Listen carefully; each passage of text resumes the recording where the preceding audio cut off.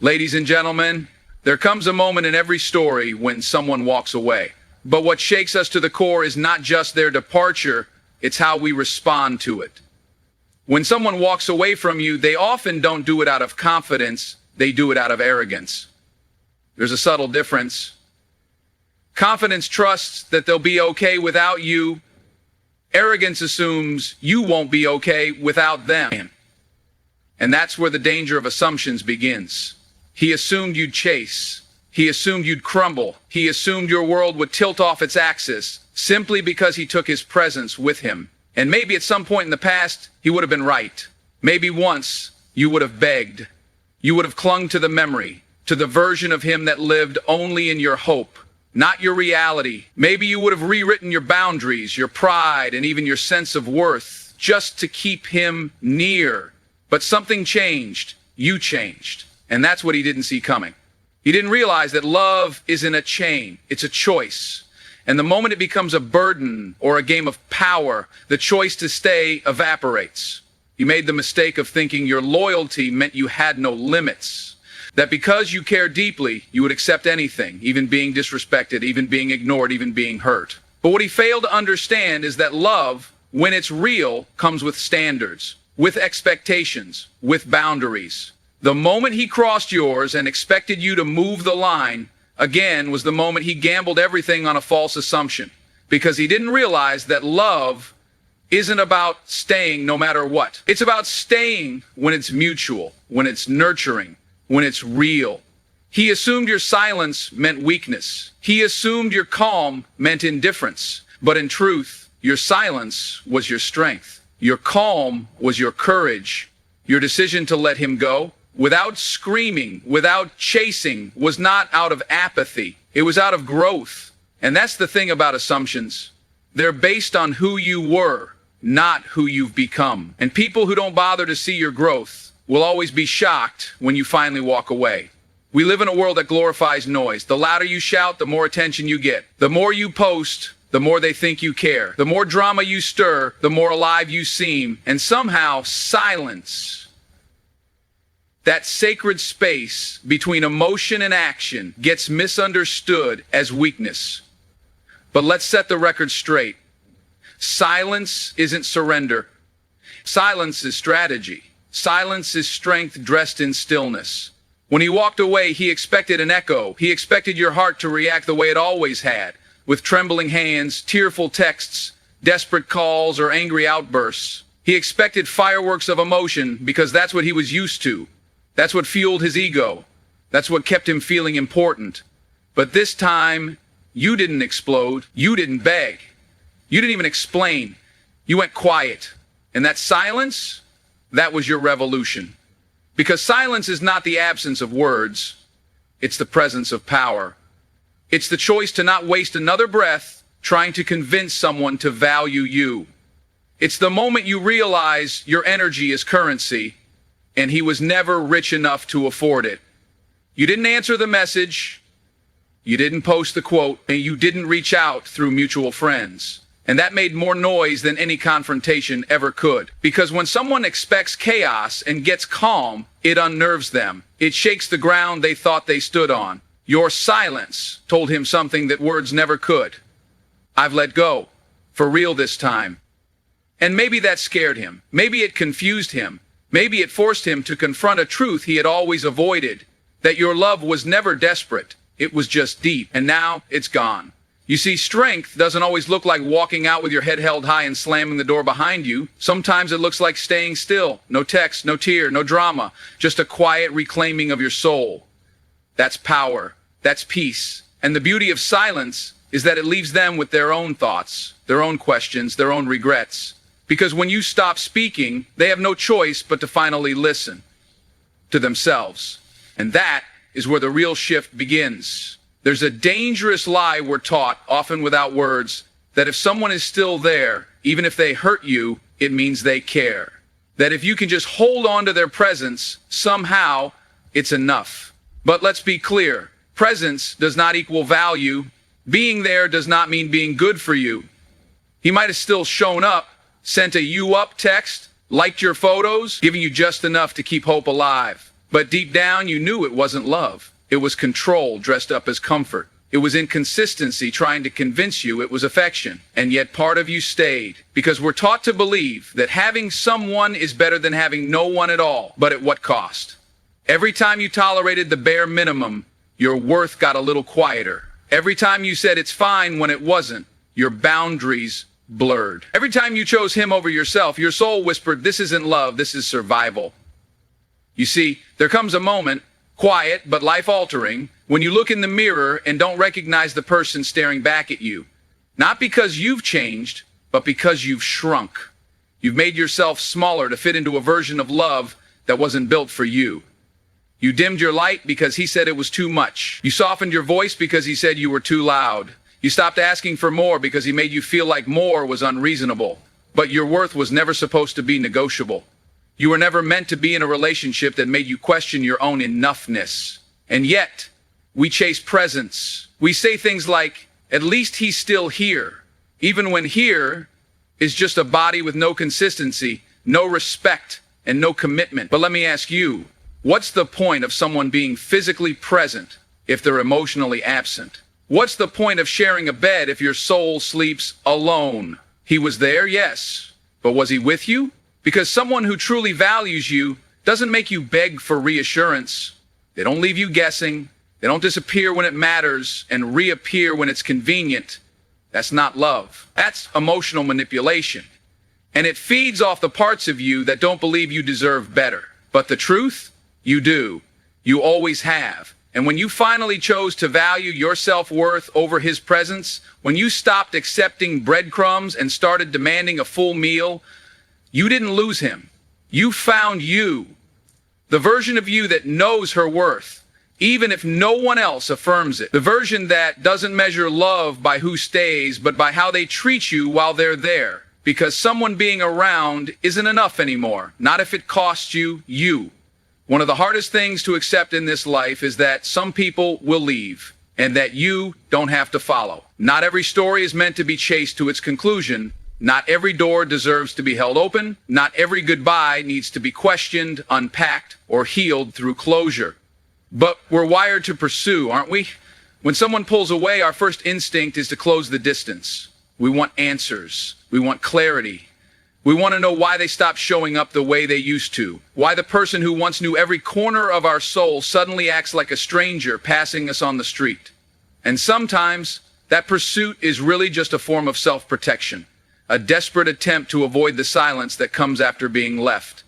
But what we don't always realize is that the moment we chase someone who chose to leave, we're handing over something sacred, our dignity. You see, not every departure is an invitation to run after them. Sometimes it's a test not of your love for them, but of your love for yourself. Will you shrink yourself to fit their absence? Will you burn your boundaries to keep their warmth? Or will you stand still with your heart shattered, but your soul intact and not move? Letting someone go without chasing them doesn't mean you didn't love them. Doesn't mean you didn't care. It means you loved yourself enough not to beg for what should have been freely given. It means you recognize that being left behind might hurt, but losing yourself in the process would hurt far more. Here's the thing. When people walk away from you, they're revealing something about who they are, not about who you are. Maybe they left because they were afraid of death. Maybe they left because they didn't know how to grow. Maybe they left because your love required more of them than they were ready to give. But no matter the reason, it's not your job to fix it. Not your job to chase after someone who made a decision. Not your job to convince someone of your worth when they were already walking away with their back turned. And maybe it's painful. Of course it is. There's grief in that stillness. There's longing. There's silence so loud it echoes in places you didn't know could ache. But that ache is proof of your humanity, not a sign that you're supposed to run after someone who already let go. Because at the end of the day, real love doesn't walk away in the first place. And if it does, it certainly doesn't expect you to follow it down a road paved in your own heartbreak. So when they leave, and they will, ask yourself this: do I want to follow someone who chose to leave, or do I want to follow myself? Back to peace, back to clarity, back to me.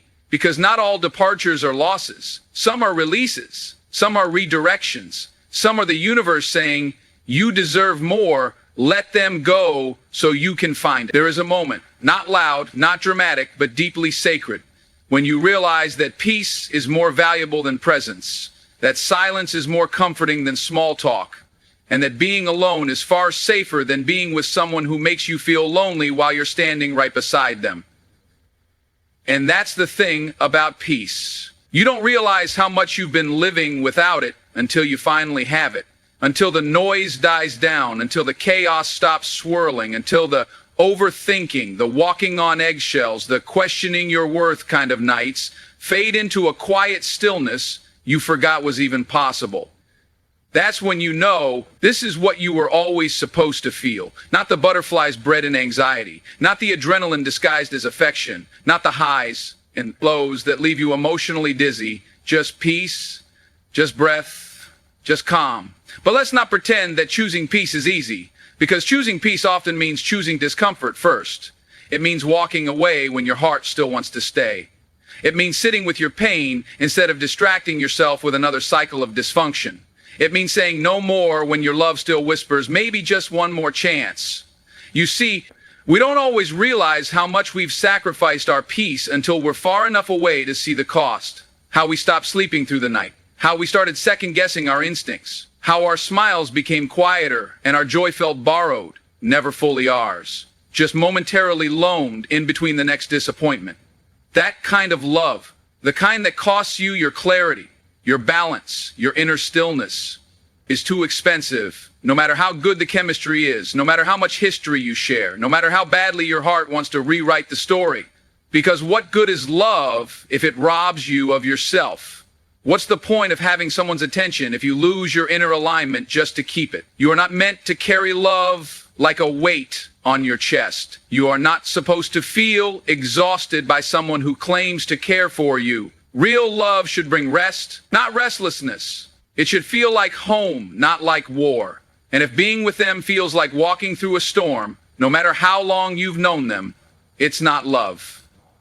It's noise. And your soul deserves silence. Your peace is not a luxury. It's a lifeline. It is not selfish to protect it. It is not dramatic to distance yourself from anyone who threatens it. It is not weak to walk away from someone who keeps disturbing it. Because one day, when you've healed enough to recognize what it took to get here, the courage it took to choose quiet over chaos, solitude over toxicity, peace over a presence that never truly showed up, you'll realize something powerful. That nothing and no one was ever worth the price of your own inner peace. We grow up believing that closure is a right, that when something ends, we're owed an explanation, a final talk, a moment of clarity, a perfectly tied up sentence that makes the pain make sense. But real life rarely gives us that. People don't always come back with apologies. They don't always explain why they left. They don't always admit what they did or acknowledge how they made you feel. And the truth is, many of them never will. They'll vanish mid-conversation. They'll go quiet just when you needed them loud. They'll walk away when you still had something to say, and you'll be left not just with heartbreak, but with questions. The kind of questions that replay in your mind at 2 a.m. like a movie with no ending. Was it my fault? Was I too much? Was there someone else? Did I ever really matter? That's the agony of unfinished stories. They haunt you. And because we've been conditioned to think that healing can't happen without answers, we wait. We wait for the text. We wait for the call. We wait for the day they show up, finally ready to explain. But what if they never do? What if they never see the damage they caused? What if they rewrite the story to make themselves the victim? What if they moved on while you were still trying to figure out where it all went wrong? This is where the real growth begins. When you stop waiting for them to put the pieces together and start learning how to live with unanswered questions. When you stop hoping for closure and start becoming it for yourself. Because the truth is, sometimes closure isn't found in a conversation with them. It's found in the conversation you finally have with yourself. The one where you admit, I may never get the apology I deserve. The one where you say, I may never know why they changed. And the one where you realize, I don't need to understand it. to walk away from it. Closure doesn't always look like clarity. Sometimes it looks like acceptance. Sometimes it's not about unlocking the past. It's about locking the door behind you and refusing to walk back through it. And let's be honest, even if they did come back and say everything you ever wanted to hear, would it change how it felt when they hurt you? Would it erase the nights you cried yourself to sleep? Would it undo the damage? No, it wouldn't. Because healing was never about them fixing it. It was always about you deciding you deserved better, with or without their help. You don't need a final conversation to close the chapter. You just need to put the pen down, walk away from the page, and start writing the next one. Growth is one of those beautiful lies we romanticize. We talk about healing like it's this soft, serene process, long baths, quiet walks, journaling under candlelight. But the truth? Growth is raw, it's brutal, it's ripping yourself out of comfort you know is killing you and choosing the unknown instead. He hurt you. Maybe not all at once, maybe it was slow, subtle, a word here, a distance there, a moment that passed where he should have shown up and didn't. As he writes, for quite some time, for 2 more years, he spent just under half a decade adhering to his own schedule. You stayed, at first, because you loved him. And then you stayed because you were scared. And then you stayed because leaving felt harder than hurting. That's what people don't always understand, that sometimes staying feels safer than growing, because at least pain is predictable. You learn how to navigate the heartbreak. You adjust to the weight of disappointment. You start to call the chaos normal, just so it stops feeling so heavy. But deep down, you knew you couldn't stay where you were and still become who you were meant to be. Because growth demands sacrifice. It demands discomfort. It requires you to break patterns, walk away from what's familiar, and face the loneliness that comes from doing what's right for you, even when it hurts. Yes, growing means crying yourself to sleep some nights. It means missing someone who didn't treat you the way you deserved. It means second-guessing your decision 1,000 times before you feel solid in it. But staying in a situation where you're constantly overlooked, misunderstood, or undervalued, that's not love. That's slow erosion. Every day you stayed hurt, you lost a little more of your light. You smiled less, you questioned more. You bent so much you barely remembered what it felt like to stand tall. So yes, growth hurts, but it's a clean wound, a wound that will heal, a wound that you'll be proud of. Staying hurt is like reopening the same cut over and over again, expecting it to stop bleeding just because you've gotten used to the sting. You don't grow by pretending you're okay. You grow by honoring the ache and still choosing forward. You grow by realizing that healing isn't just about feeling better, it's about becoming better, stronger, wiser, clear on who you are and what you will never again accept. Because the truth is, pain doesn't mean you made the wrong decision. Sometimes pain is just the cost of leaving behind the version of you that tolerated too much for too long. Goodbyes are often wrapped in sadness. They carry a weight that sits heavy in the chest, a lump in the throat that threatens to spill over into tears. We've been conditioned to view goodbyes as losses, moments of grief where we linger on what was instead of what could be. But what if we flip that narrative? What if, instead of seeing goodbye as an end, we started to view it as the necessary first step toward our healing? Let's take a moment to reflect. When you say goodbye to someone who no longer serves your well-being, you are not just closing a chapter, you are reclaiming your story. You are reclaiming your peace, your joy, your self-worth. You are taking back the narrative that was stolen from you, piece by painful piece. Because every moment you spent trying to convince them of your value was a moment you spent losing sight of your own. Goodbyes can be moments of profound transformation. They are the sharp break in the cycle of hurt, the line in the sand that says, this is where I draw the boundaries of my heart. When you finally say goodbye, it's as if you're standing at the edge of a precipice, looking down into a chasm filled with everything you've endured, the pain, the disappointment, the moments of feeling invisible. It all rushes back, but instead of stepping back, you take a leap of faith. You choose to jump into the unknown because you know that the ground below is not solid, but still a new beginning. In that leap, you discover a profound truth. Healing is not about forgetting what hurt you. It's about remembering what you deserve and using that knowledge to pave a new path forward. When you say goodbye, you're not erasing the memories of the good times. You're acknowledging that those moments no longer outweigh the hurt. You're recognizing that love doesn't have to be painful to be real. Goodbyes allow you to shed the layers of hurt that you've accumulated over time. They encourage you to confront the memories that linger, the lessons learned, and the scars that remain. It's in this confrontation that you begin to understand that healing is not a straight line. It's a winding road filled with detours, bumps, and stops for self-reflection. When you let go, you create space. Space for new beginnings, for new love, for new experiences that will bring joy instead of heartache. Goodbyes are not just exits. They are gateways to what's next. They allow you to redefine who you are outside of that relationship, rediscover your passions, and reconnect with your true self.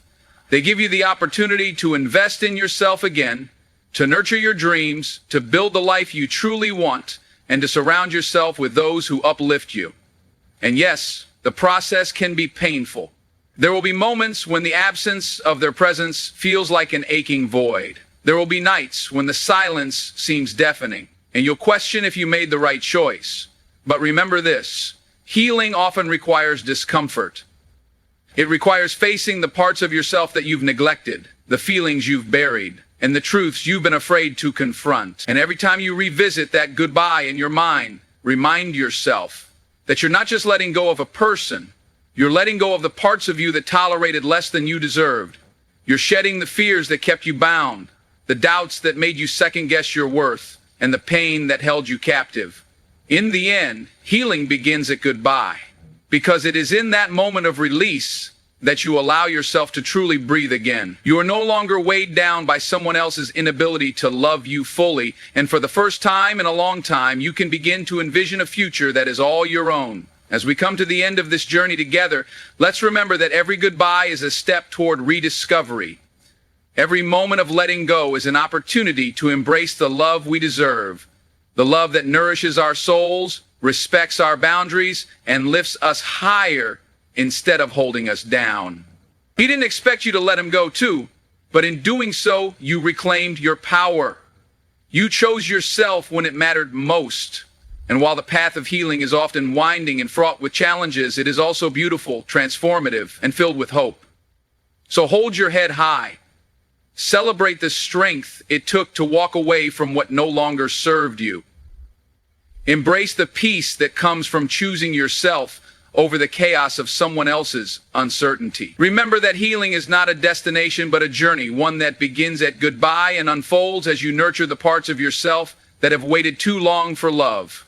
You are worthy of the kind of love that feels like home, that invites growth, and that cherishes your spirit. So let your goodbyes be a declaration of your self-worth, a testament to your resilience, and a celebration of the beautiful life that lies ahead. Thank you.